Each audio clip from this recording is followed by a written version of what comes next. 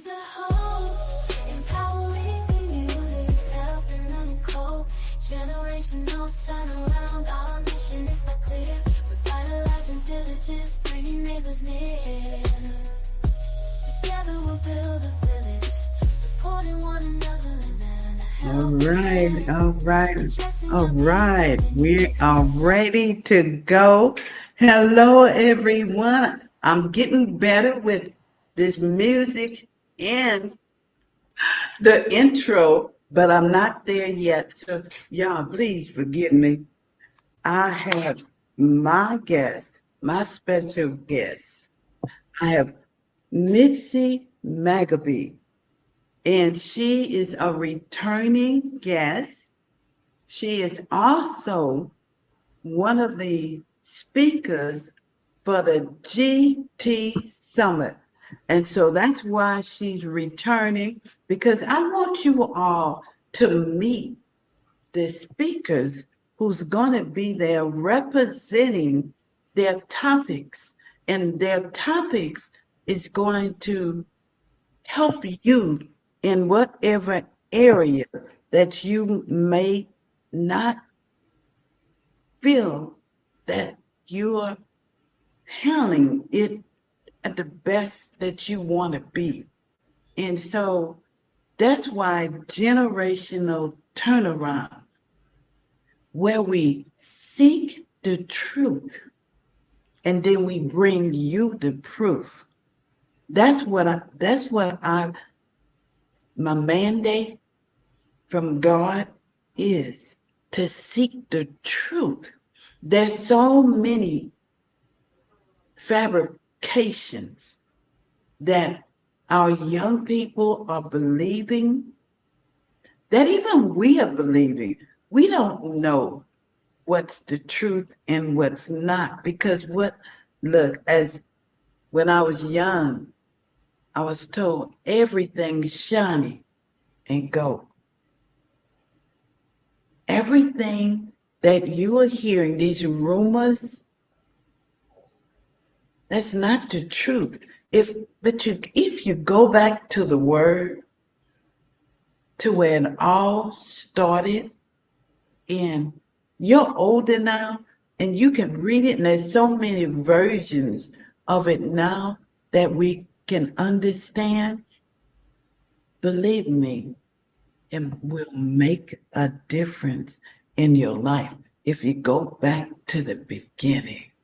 So, and that's the same thing with our nutrition.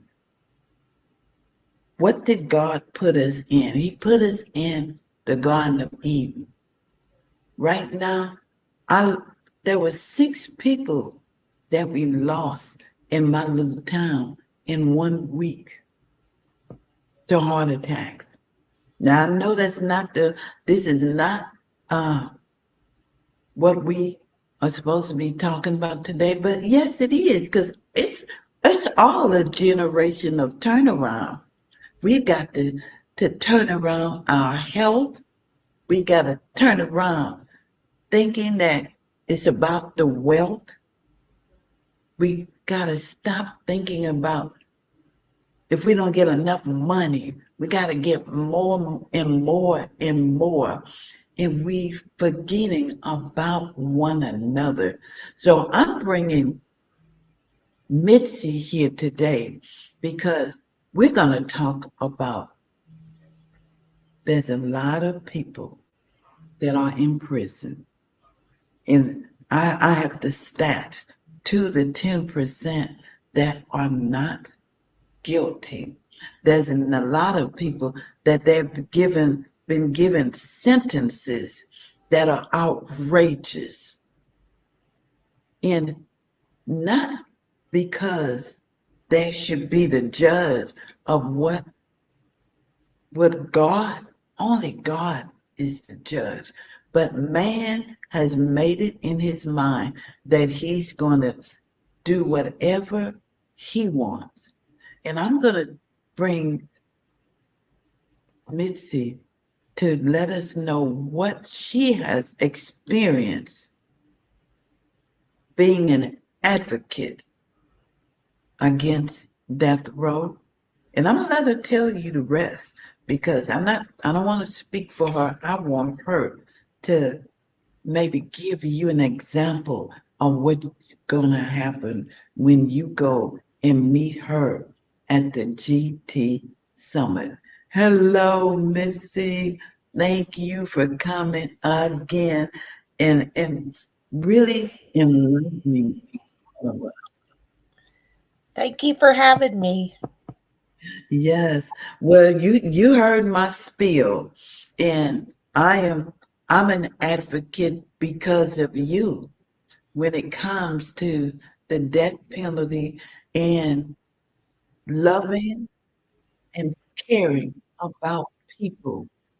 So I want you to come in and start off with telling them about hook on justice and what does that mean?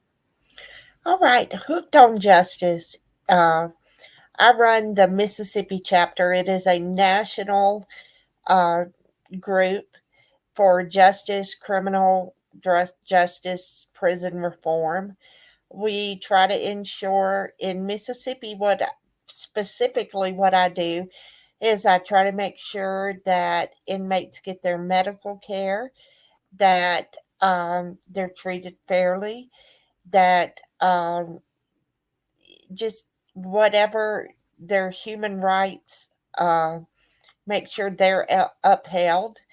Um, and then I'm branching off to a different organization that we're just now starting called Leaders for Life. That's going to be my death row, life without parole initiative. We're going to try to abolish death row and life without parole because when you think about it, life without parole is also a death sentence. Yes. Um, so we need to abolish that. We need to start thinking more in the lines like some European countries do, and they never sentence anybody for more than 25 years. And their recidivism rate is extremely low because what they do is the people go to prison, they learn how to work as a community, they learn how to handle day-to-day problems, day-to-day jobs, work in a neighborhood together, and then they're equipped better to go out into society and and and tackle these things. Here in Mississippi and in America in general, it's lock them up, don't allow them to do anything, and throw away the key. And that's just not working for our society. It's Mississippi is actually the most incarcerated place in the world. We tend to throw our people away. We for for things that they shouldn't be. Uh, we just had a man released 2 weeks ago yesterday that was serving a life sentence for marijuana. He had served 38 years of a life sentence for marijuana. I helped in having him released. He is now released. Unfortunately, he's not in good health for the many years of prison, and but his family has him now. They are caring for him. They are um, showing him love, showing him the things he needs, and this man will never reoffend again. Number one, just because it was a simple marijuana offense, and number two, he's a different person now. And that's what we have to look at. We have to look at forgiveness. We have to look at what changes an individual. And in my experience, it's been time. The longer they have done, time has changed them and changed how they view things. But now there are things opening up, opportunities opening up in, just for example, Parchman is now having HVAC classes, CDL classes will be starting soon. Welding classes are already underway. Um, they are teaching life skills. Um, they can also go to academic college if they like to go that way. They have trade schools and they have academic schools, and you can get a 4-year degree. You can get a master's degree. You can get a 2-year degree, or you can go to a trade school and get your certificates. They have forklift certificates. Like I said, welding, HVAC, auto body, auto shop, machine repair. It's so many. It's things are starting to open up. Now, we're still in trouble with some of our prisons, treating our people badly, but I think together, if we all come together, then we can make a definite change. I work closely with the administration to try to ensure these men and women um, have their constitutional rights upheld, and that they're treated like the human beings they deserve to be treated as. My God. Okay, I gotta stop you right there, Mitzi. My God. Now, now that sounds like the Department of Corrections. It does. Yes, that is where men and women who go into the system, instead of being treated like a number, they're treated like people. And they made a mistake. Now, instead of sending them back out into the world the same way as they came in, or even more bitter, now they have the opportunity to get better. And it's slowly it's going into all prisons. I'm not saying that our prisons are perfect. They're by far not perfect. We need to work on them more and more. We need to write our legislators. Um, we need to ensure that these men and women are able to get life skills while they're there, so they don't go out and repeat their mistakes. But I can see somewhat of a change. It just needs to be a lot more drastic than what it has been. But even for, just let's take example, death row. Death row used to spend 23 hours a day in their cells, locked down, never allowed out, um, not allowed to interact or anything. The new administration has decided to let death row out for, I believe, 12 hours a day, 7A to 7P. They take music classes, they take writing classes, they take life skill classes, they take Bible classes, they are allowed to play sports. They have a play coming up in May, with their take on the death penalty, in a Wizard of Oz kind of scenario that they're writing. They're actively writing their own play. They they they did a talent show not too long ago that I was honored to attend. They're very talented. They they possess talents that nobody would ever know if they were locked behind a door 23 hours a day, and now they're being allowed to blossom. I was just there last Friday and they were digging their garden. They will have a full vegetable garden this year, just like last year. And they were out there digging their garden and getting ready to plant their vegetable garden. And it's just amazing to see, and it's amazing to see this kind of, I guess you would call it an experiment, to see if death row is able to function outside of their cells, which they have passed 100% so far. So, is there any that are protesting this? Uh, Protesting them being out. Yes, Yes, the changes that has been made at Parchman, is it being yes, protested?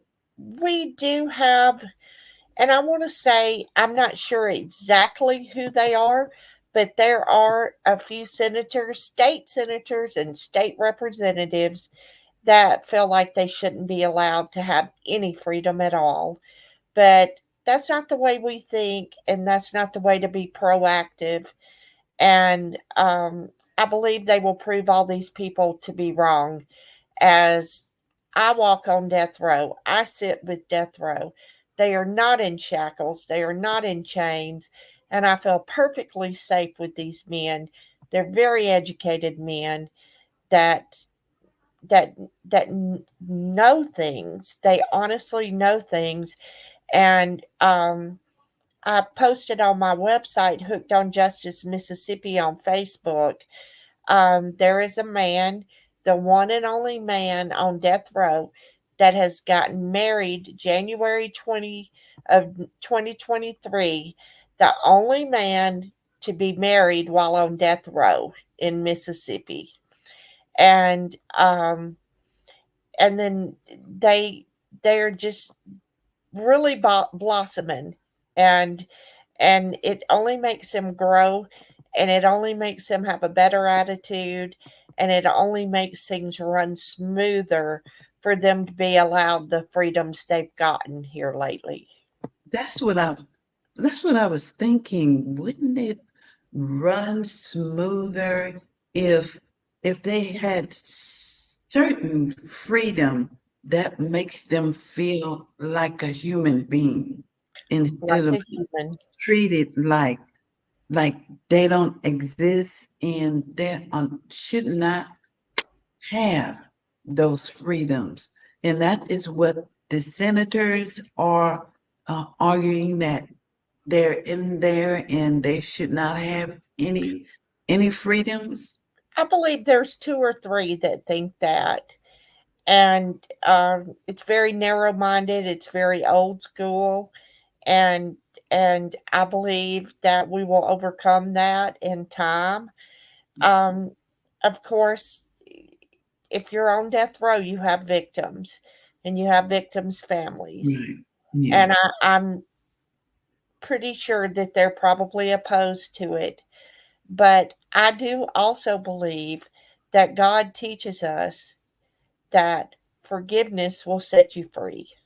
Mm. And I don't know how long will take for some of the families to forgive, but forgiveness is not for the perpetrator, it's for the victim.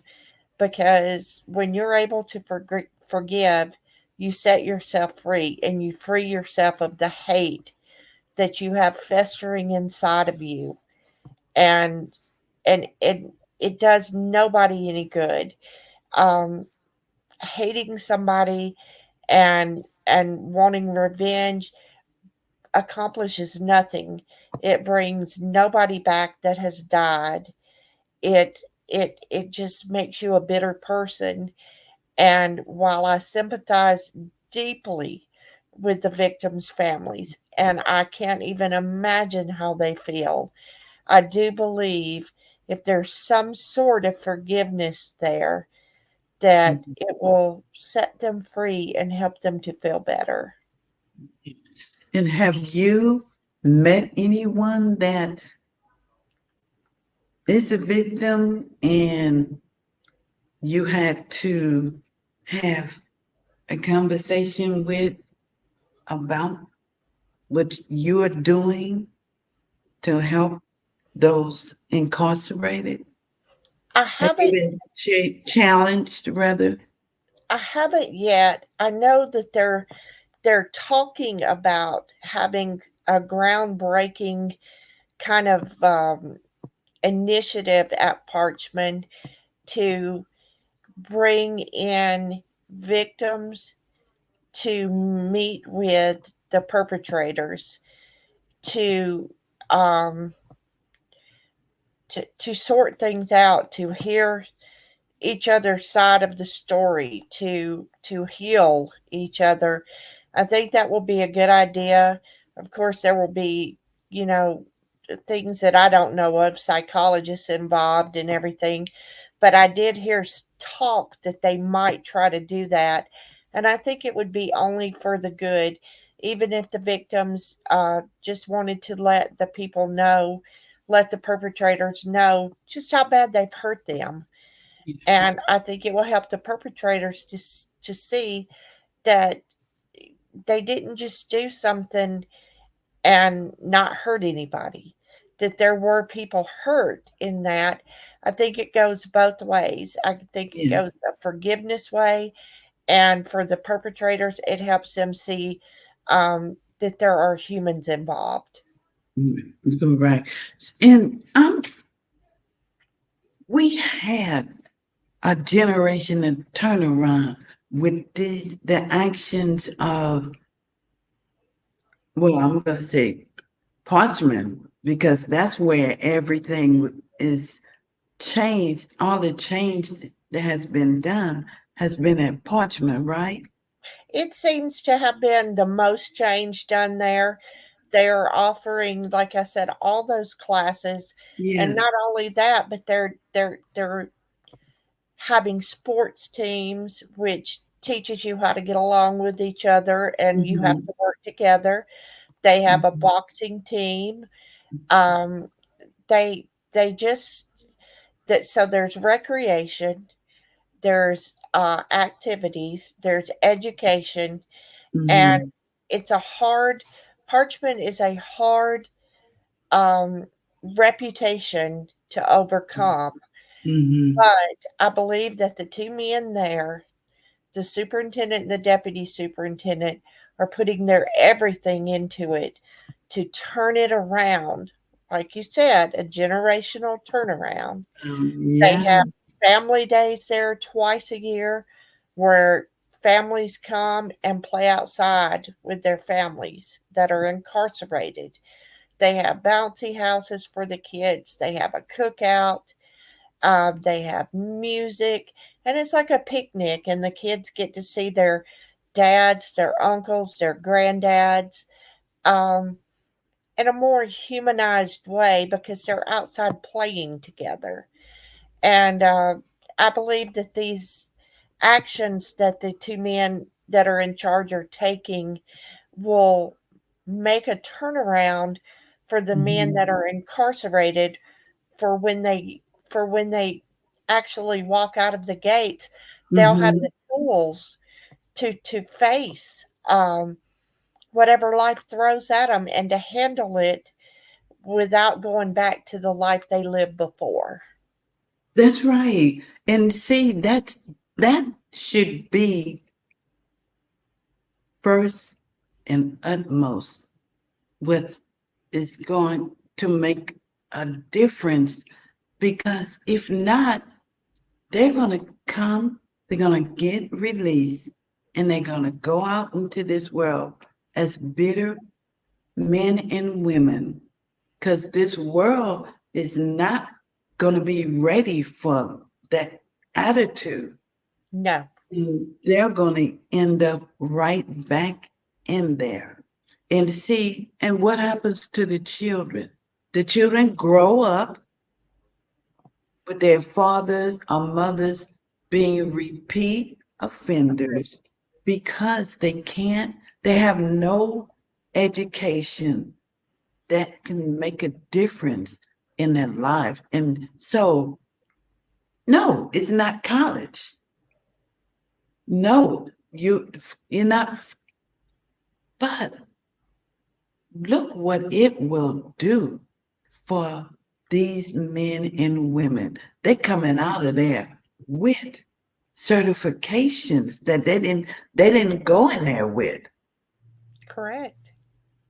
So And I believe us as the public have got to push the legislators of Mississippi to make this possible at all the prisons and to yeah. make it make it a reality, and make it standard operating procedure that Mm-hmm. when somebody comes in, you sign them up for some sort of class, some Mm-hmm. sort of skill, something like that, Mm-hmm. because they need that, because we don't want drug dealers Mm-hmm. going back out to be drug dealers. We Right. want drug dealers to come in and decide that they can do something else.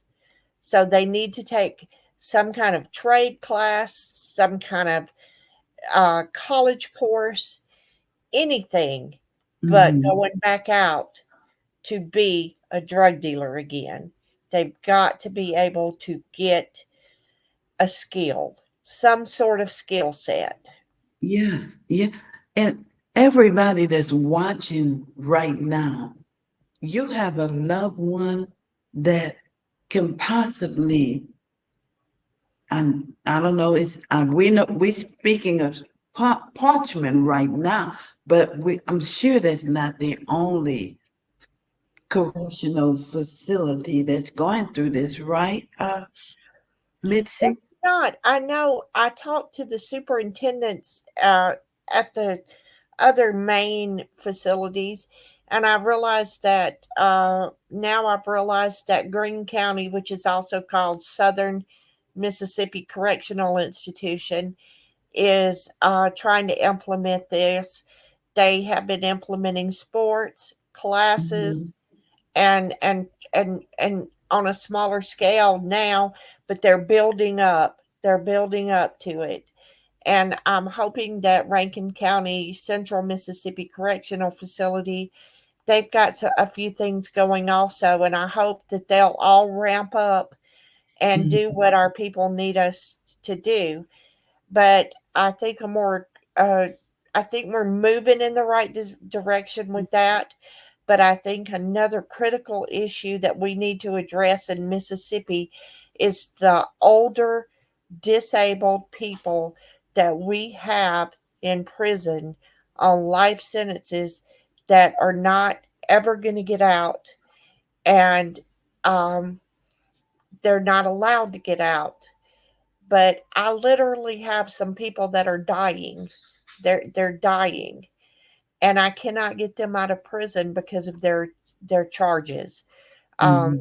their murder or something violent like that. But literally, these people can't lift their head off a bed. So we're costing the state so much money to Mm-hmm. keep these people in prison and to lay in a hospital bed in prison and Mm-hmm. have nurses and doctors take care of them when we could let their families take care of them, Right. and they're not any kind of harm to society at all because they can't even stand. And I think Mm-hmm. that's something that we're going to have to push the legislators to see, that we have to end life sentences. And And we have to well, end it. that's their life anyway. They've already given their life. They've given their life, they've So paid their debt. they paid the debt to society. And so why keep them there? Let them die with dignity. Well, Let man, them die with dignity. and so these everybody that's watching here, what do they need to do to make sure the prison in their town, state, or wherever take up the same that Parchman did? Do the same thing in order to get all of that activity in that prison. I would suggest people to write uh, the Commissioner Burl Kane in Jackson, Mississippi, and let him know that you like what's happening at Parchman, and you'd like to see it in every facility statewide. Mhm. And because he is the man that can make it happen. I would also like to suggest to people to write their legislators and let them know that we do not want dying people in our prisons. We want people that are dying, uh, or people that have served exorbitant amount of times, 30, 40, 50 years, Mhm. to be able to go home, to go what's left of home. Yeah. And we have to get very closely involved with this. And we also need people to get on board with us. When I'll get my Leaders for Life going up by our summit, and I'll be signing people up to for petitions to end death row, end the death penalty, end life without parole sentences. It costs our state a ton of money. There's no deterrent to crime to it, and we can rehabilitate these people. It doesn't need to be a lost cause. No soul is a lost cause. And so you're telling those with family members that are in prison that the state has said, well, we've got them here. They're not going to be changed. There's nothing. We just they're just waiting out time. And people on the outside is believing that. And so they've given up on their loved ones until they get out.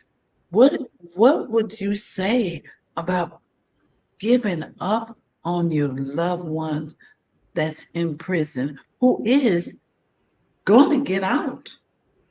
Never give up on your loved ones inside, even if they do not have a date to get out. Always keep the faith. God can turn the key. God can turn the key. God can put it on men's hearts to change laws, to help us to see that no soul is a lost soul. When you put people in prison and tell them they'll never get out, not ever get out, then what you're doing is you're giving them no reason to be good. You're causing more chaos and more violence because they go to prison with the mindset, well, I'm never getting out of here anyway, so I'm going to do this, I'm going to do that, and I'm going to do that, and I'm going to be as bad as I can because guess what? They've told me I'll never see the light of day again. But when you give people hope, when you give them hope and you tell them, if you accomplish this, and you accomplish this, and you accomplish this, when you accomplish these things I've set forth to you, then we will look at you going home to be with your family. That gives people hope, and that makes people want to do better. And that's no different than for us on the outside. If we working for a company that's going to reward us for good service, gonna reward us for making something happen for their company, then of course we're gonna work hard and make sure that that company flourish. The same thing that you were talking about in prison. These are That's the same people who came from the outside world, and right now their life is being regulated. that's And right. we can regulate them negative or positive. It's according to the results that they want from that prisoner. Is that what you is that it? That is it. Bottom line, we can make them behave worse or we can make them behave better. And it's the tactics we use that will either way. That one of the tactics is you'll never see the light of day again. You'll never get out of prison. That's no incentive to act better.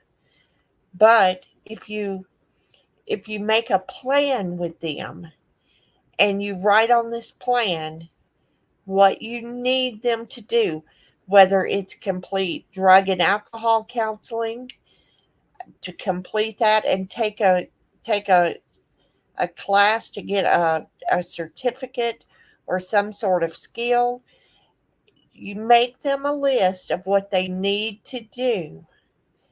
And once they've accomplished that, then you can revisit their behavior, their accomplishments, and then decide if they're ready for society.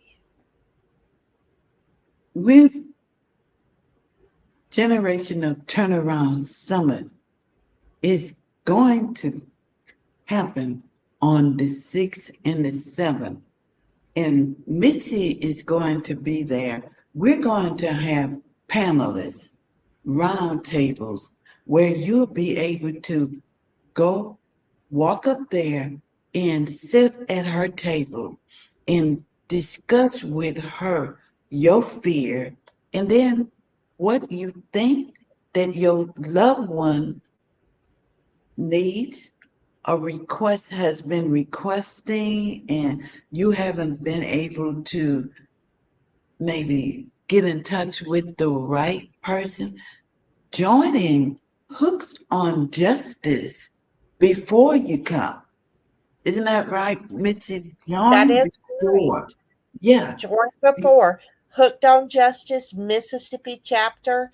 And if you join and ask me a question, ask me to help your loved ones, ask me which way to go for you to help your loved ones, I'm happy to help. I'm happy to tell you who to contact. I'm happy to contact people for you. I'm happy to guide. I'm happy to help. And that's what I'm here for. I'm here to assist you through this terrible time that you're going through with your loved ones being away from you. And now, Generational Turnaround is now a nonprofit. And I have the privilege of helping you with transitional resources. And number one, we want to help young men who are incarcerated and have children.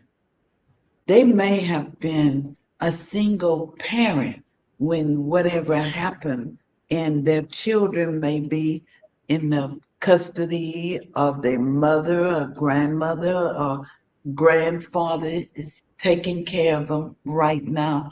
And we want to help them transition a reentry. So I'm working on transitional housing where they Nice. can get out of prison, have an address. Because even for us out here, if you don't have an address and you're applying for a job, they want you to have an address. They do. You got to have uh, identification of who you are. You've got to, you got driver's license, social security card. You need food. You need clothing. You need to be presentable when you go to apply for a job. So all that's transitional resources.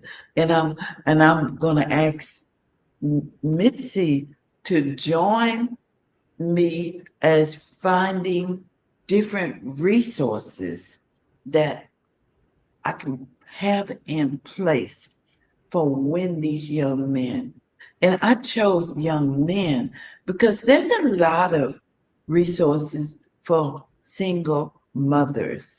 A lot, but And you none don't, for men. yes, you don't even hear that in conversation Not about at all. a single father that incarcerated for whatever the reason, but he is coming home and he needs to have this in place. So that is why I'm asking anyone out there who wants to get involved, don't have time to get involved, but want to finance, to be a financial blessing to Mitzi and Hook on Justice, or to myself with generational turnaround. Mitzi, how can they get in touch with you? Oh, Um, you can go to Facebook, Hooked on Justice Mississippi chapter. You can email me at mitzimag@yahoo.com, or you can call me at 662-633-1542. one more time, the phone number. Call me or text me. I do both. Yes. 662-633-1542.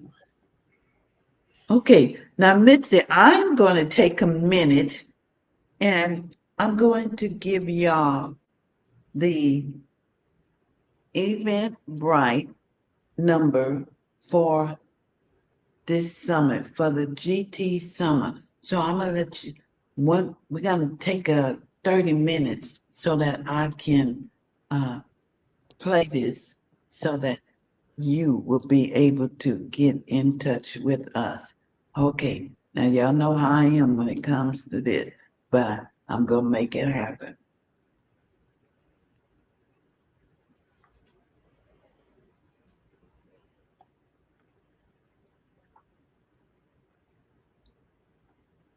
Okay, one more time.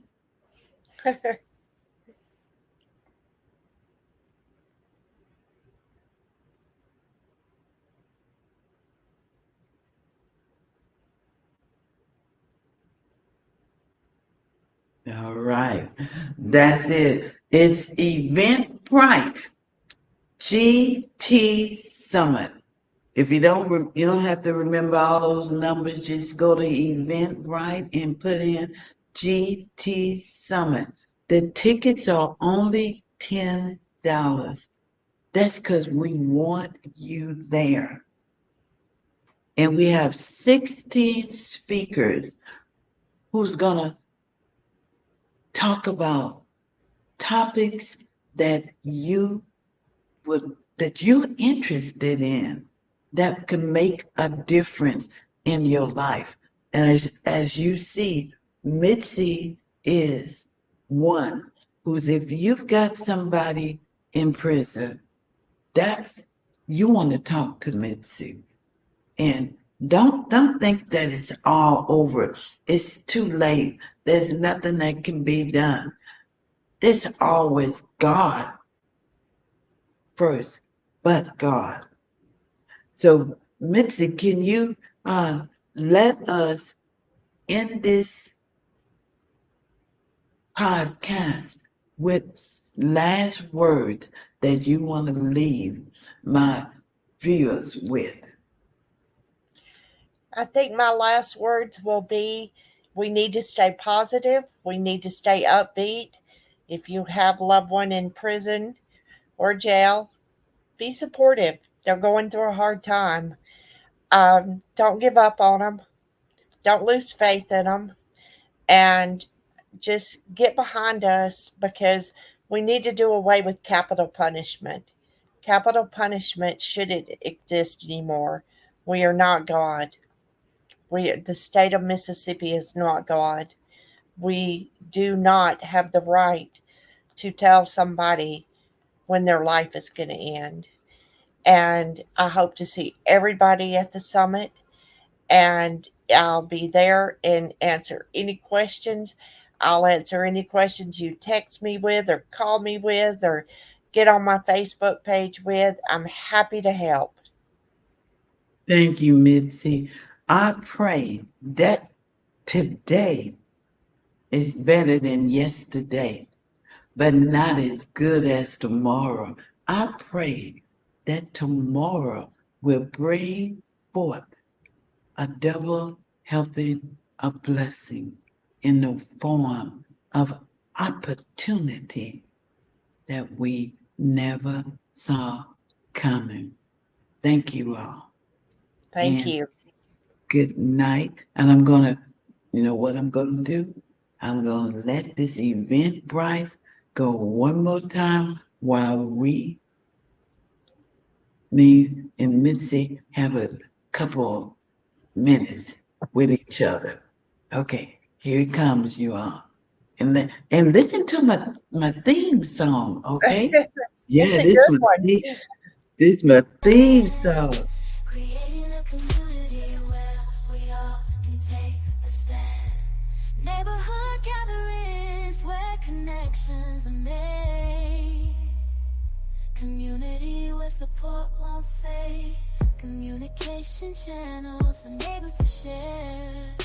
Resources and information for the young people gain the newly released, seeking knowledge from the others, and they take time and explain.